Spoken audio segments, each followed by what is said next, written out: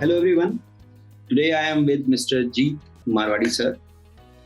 He is director at Marwadi University. He is a transformation leader and a strategic thinker, constantly engaged in the navigating the university to acclaim new heights.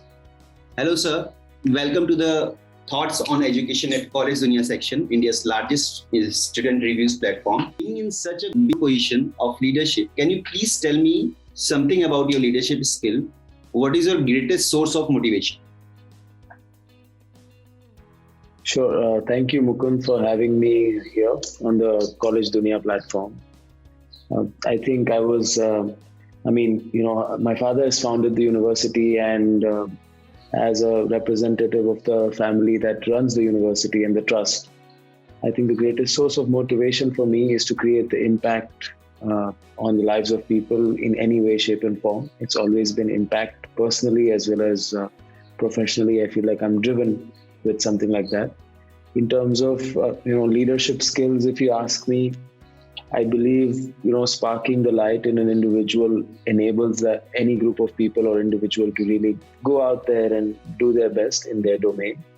So I would say that that's the skill that I'm continuously working towards, and it's not something that is innate. It has to be developed. So I don't think I'm gifted with anything. I think it's a deliberate effort and practice that helps someone be good at whatever it is that they want to get good at. And in terms of leadership skills, I would definitely say that, sparking the light in an individual, making someone see the bigger picture of why their role or their task is so integral to delivering something of value to someone who's at the other end of the, receiving end of the services or anything that you may say. That's very nicely explained, sir. So my next question will be, what is your thoughts about the education system of India? What you thought about the youth of this country and education system in India? So as a student, I've been a student for the longest time that I can remember. But having, studied abroad for my undergraduate in an economics, program, and then having come back and spending at least about 4.5 years now at the university, understanding the various mechanisms under which the university operates and higher education operates. I think that, in terms of my thoughts on the education system, we are progressing. I see that there's a lot of autonomy that has been given to the higher education institutions by the Human Resource Department of the Government of India. I think progress has been made, and I see that in terms of quality of education, in terms of providing an ecosystem for teachers, professors, and students and the industry to come together, it's a complex ask, but it's in continuous improvement, I would say, one. The other thing is that, cost of education in India has been low comparatively to, if you compare it to the Western countries. And with the size or the quantum of students that are looking forward for higher education versus the number of quality institutions that are available at an affordable price is what, every higher education institution should aim towards. And this is our way of trying to do that. So our vision has always been how to provide quality education to the masses and, at a reasonable price. It's a complex challenge. I mean, it's economic in nature, it's political in nature as well, because, you have education is a fundamental right. So having that, running that as a sector and an industry in itself is very challenging. So that's a few thoughts on, the higher education system in India. I think with the national education policy, the ideas are in abundance, but the implementation of it will matter a lot there. Expectations of the employers, expectations of the individuals are evolving quite a lot, and that's how I see it so far. And if you talk about the youth of the country, I would say that I find that there is a lot of chaos. Also understanding that there are a lot of disorders that are happening simultaneously as we live through the pandemic. Extreme situations, polarizing views, political, apolitical, and a lot of challenges ahead. People are trying to stay resilient and go forward and move on. But I think it's a tough challenge. The impacts of this era will only be known much later. Right now, while we're experiencing, we're just trying to get by and make sure that people who deserve to be getting the right support in whatever way or shape get that support. The other thing about the youth, if I were to say, I think there's a lot of excitement. I think my generation of people are looking forward to question things and change things. I would say because I've seen this, I don't know if it's the type of people that, I've attracted or I'm attracted to and stay around. People are interested in questioning how the existing system functions, whatever that system may be. And that element of questioning is so key to improvisation. It's so key to change some of the most strongly held beliefs, especially in a country like India, because I've seen that culturally we are very strong, but we also have a lot of outdated beliefs that need to change. And with a young population, the median age of India is 27 years old. I think there's a tremendous potential when it comes to working alongside the youth of this country, building something of value and critiquing what's already been put in place and not just accepting as it is. So that's a few thoughts on that's the youth of this country. That's very nicely explained, sir. So moving on to the next question. Tell me something about your university which doesn't other people has known, being as a trustee of the university, and what is the best part of the university which is different from others? It's tough to pick one best part because the experience of the university happens in totality. It's not one good thing. It's not one excellent building, or it's not one faculty. It's the combination of these, elements that are at play. I would say it's what creates the magic. What we have been able to achieve is a diverse set of students. We have about 1,200 students who are from 38 different countries. In total, we have about 9,000 students. We offer, more than 50 courses across various disciplines: science, engineering, technology, management, law, architecture. And we continue to develop in this space. So there are a number of options. A is, of course, something that is different. The methodology of teaching and quality teaching and learning. So we are one of the only institutes where we have a independent learning and development center where students and faculty spend time learning and improving the way they learn and the way they teach. So this interplay between learning and teaching, it's not just one way, right? It's a whole encompassing experience. And this is precisely what we are trying to achieve on campus. We have tremendous amounts of energy being put into improving the quality of education on campus. So, something like project-based learning is something we really work towards across our courses. So one is learning something theoretically, conceptually. The other aspect is to implement that theoretical and conceptual knowledge. The third aspect is actually working alongside other disciplines on the same knowledge to come up with something that is a refined or a useful product or a service or an outcome. That's a key differentiator, in terms of our ecosystem. We've created an ecosystem where students and faculty can flourish, and diversity has allowed us to do that. Diversity in all sense, right? Diversity of thought, diversity of programs, diversity of resources, diversity of opportunities that are available. Of course, the majority of our students are in the engineering and science and technology background, but we continue to add more courses. So that's one of the few key things. Another thing I would like to say is that we are NAC A plus accredited, which is a very small number of institutes have this.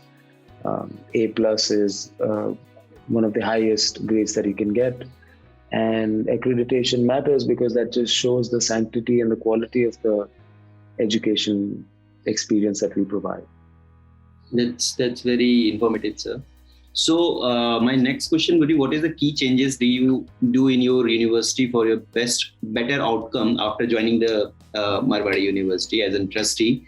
And what are the main challenges do you think of your university? There are quite a few challenges. I think that one is, about say 50 to 60% of our students come from Saurashtra, and a lot of them come from Gujarati medium, Gujarati speaking, schooling. And then coming to an English medium higher education program is quite challenging for students. And that's one of the, key things that we are trying to solve here, because it really matters the more of the language in which one communicates and understands versus the language in which they're taught. So at the university, that's a key challenge we're trying to solve, wherein we have a specifically designed course called Passport to Communication Skills, where we look at factors such as, hey, English is not it's not just a language, right? It's your passport to communicating effectively with people from various cultures and backgrounds. It's a universal language, as we know. And it's extremely important to know how to communicate well and work alongside people from other cultures and backgrounds.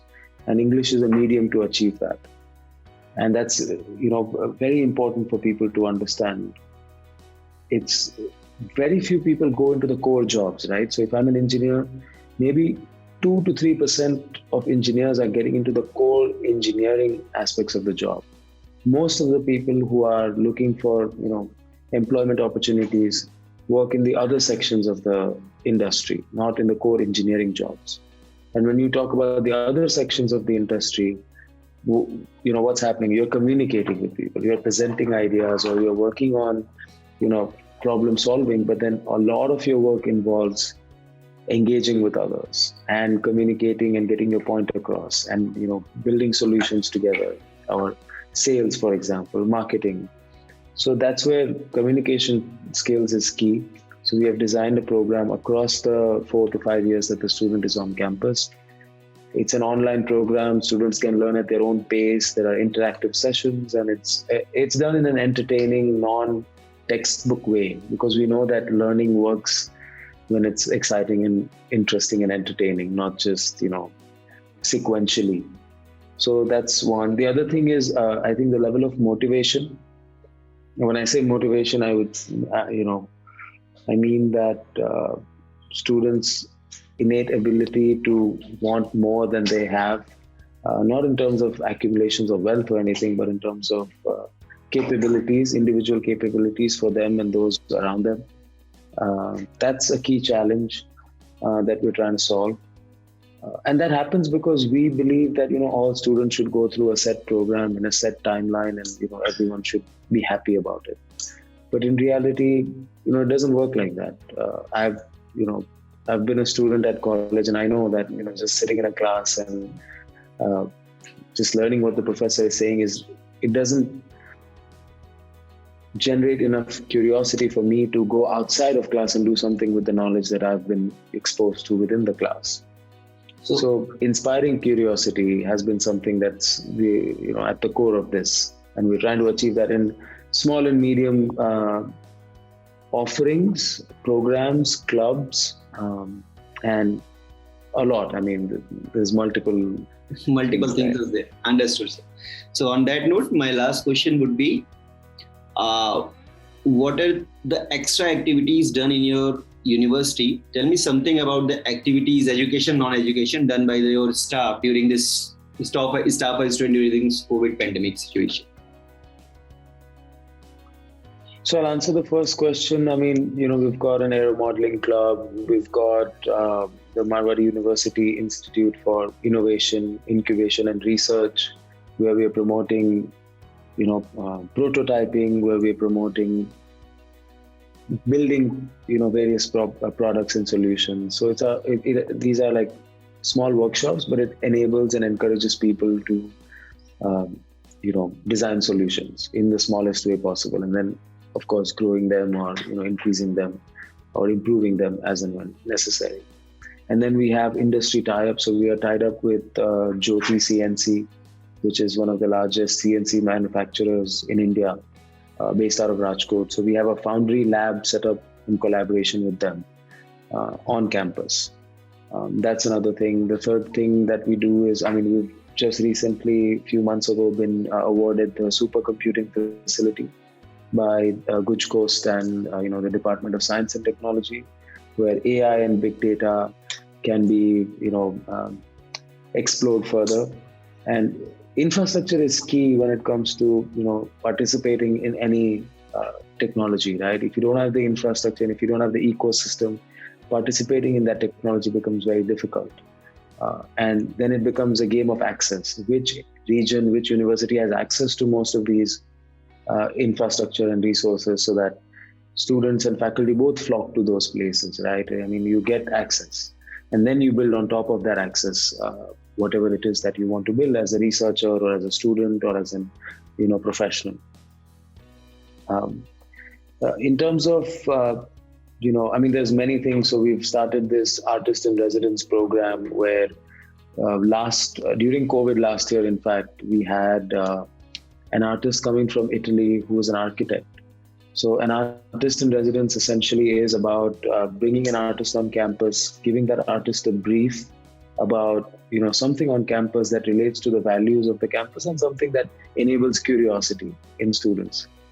So the artist had done a few month-long workshop on building things, right? So we were exploring architectural concepts, but these were being learned by engineers. So if you understand, for engineers to look at art and appreciate art and to create art gives them a balance of both. Engineers are not just making things that are faster, lighter, stronger, less expensive. They're also making things that are to be used by people. So if they don't understand the other aspects of design, the key aspects of, accepting or product acceptance, then again, that engineer is not a full-blown engineer, right? Holistic approach is what we try to take. So that's one of the other initiatives that we have driven here on campus. In terms of COVID, I think we had created centers where we could build the shields ourselves. So we had worked on designing the shields and giving them out to anybody in the community that needed them. There was an acute shortage of shields last year around May or June, I think right at the beginning of the lockdown. And we had worked tirelessly to produce as many shields as we could to provide it to the health workers, to the doctors, and to the policemen and the police force. So that's some of the things. And then moving online. So completely all classes were handled online quite seamlessly, I would say.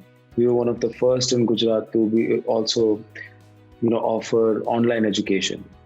So we had offered online assessments as well, proctored online assessments, and we were the first to give them results. Whereas a lot of the universities were struggling with that because their entire ecosystem wasn't digital first, which since we are a young university, we have the benefit of and we've focused on. That's very informative, sir. So on that note, I'm just finishing this session. Thank you, Jeet, sir. Thank you to coming on our portal and give the information about the various aspects in the world and various aspects about the education and what Marwadi University is thinking. Thank you, sir. Thank you being on a part of this portal.